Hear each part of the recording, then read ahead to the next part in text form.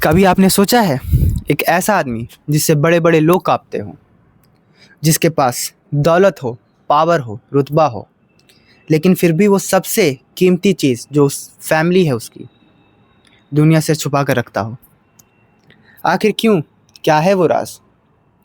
और क्यों पहली बार वो उस राज को पूरी दुनिया के सामने लाने वाला है?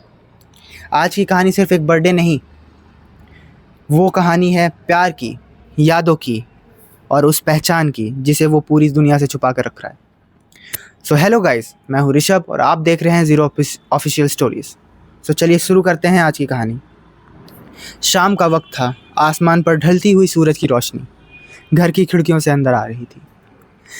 पूरा घर शांत था, लेकिन एक शांति के बीच एक छोटा सा बच्चा अपनी माँ को लगातार देख रहा था।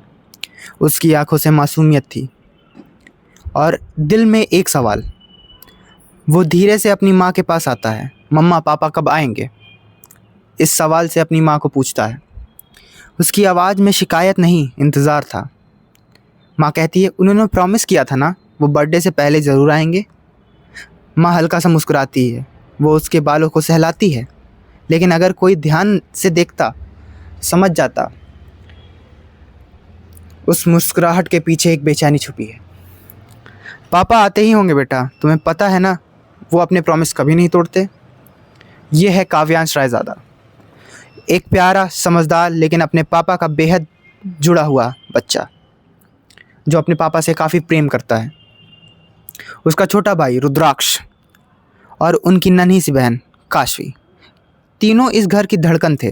तभी अचानक घर के बाहर एक कार का हॉर्न बजता है। जैसे ही आवाज़ आती है, काव्यांश की आंख चमक उठती है। पापा आ गए। वो बिना एक सेकंड गवाए सीढ़ियों की तरफ दौड़ पड़ता है।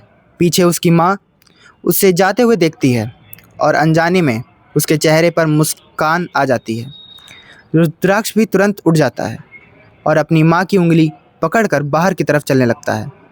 दरवाज़ा खुलते हैं और अगले ही पल घर के अंदर कदम रखता है एक ऐसा शख्स जिसकी मौजूदगी ही माहौल बदल देती है। टॉल, डार्क और बेहद हैंडसम, साफ सुथरा सूट, आंखों में आत्मविश्वास और होठों पर हल्की सी मुस्कान। उसके गाल पर पड़ने वाले डिम्पल उसे और भी आकर्षक बना रहे थे, लेकिन उसकी सबसे बड़ी पहचान, उसका नाम था अर्नव सिंह रायज़ादा। एक ऐसा नाम जिसे सुनकर बिजनेस दुनिया में लोग सीधे खड़े नहीं हो पाते हैं। लेकिन अभी वो बिजनेसमैन नहीं था, अभी वो सिर्फ एक पिता था जिसका एक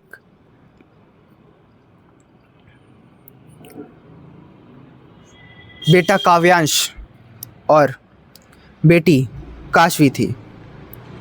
दोनों उसे एक साथ बातें कर रहे थे, अपनी छोटी छोटी शिकायतें बता रहे थे और अर्नव बस उन्हें देखा जा रहा था। उसकी हंसी सच्ची थी। तभी रुद्राक्ष दौड़ कर आता है और उसकी टांगों से लिपट जाता है। अर्नव तुरंत झुकता है, उसे गोद में उठाता है और उसके गाल पर किस करता है।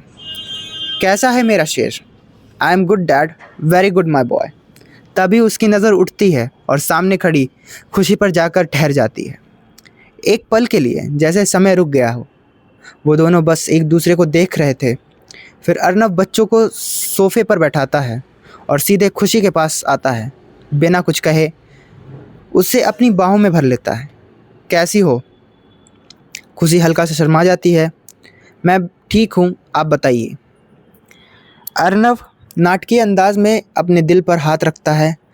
हमारा तो बुरा हाल है आपके बिना। खुशी के गाल लाल हो जाते हैं, लेकिन तभी तीनों बच्चों की हंसी गूंज उठती है। काशवी बोल पड़ती है, पापा आप मम्मा से फ्लर्ट कर रहे हो?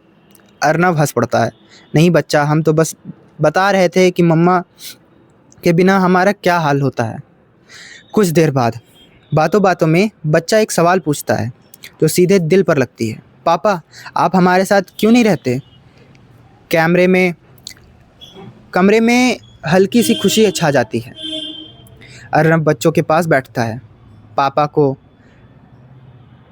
कम होता काम होता है और उनका ऑफिस मुंबई में है ना। मतलब ये थोड़ी सी लाइन मेरे से मिस्टेक हो गई। कह रहा है कि पापा को बहुत काम होता है और उनका ऑफिस मुंबई में है ना, इस वजह से वो तुम्हारे पास नहीं रह रहे हैं। काव्यांश तुरंत बोलता है, तो ऑफिस यहाँ शिफ्ट कर दो। अर्नब मुस्कुराते हैं, लेकिन इस बार उसकी मुस्कान में मजबूरी थी।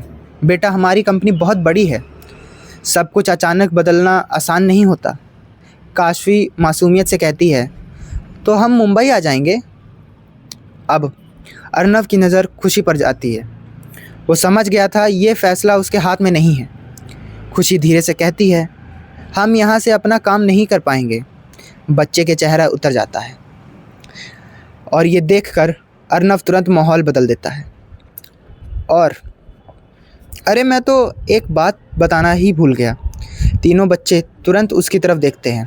कल आप तीनों का बर्थडे है और मैं आप सबके लिए ढेर सारे गिफ्ट लाया हूँ। बस इतना सुनाना था।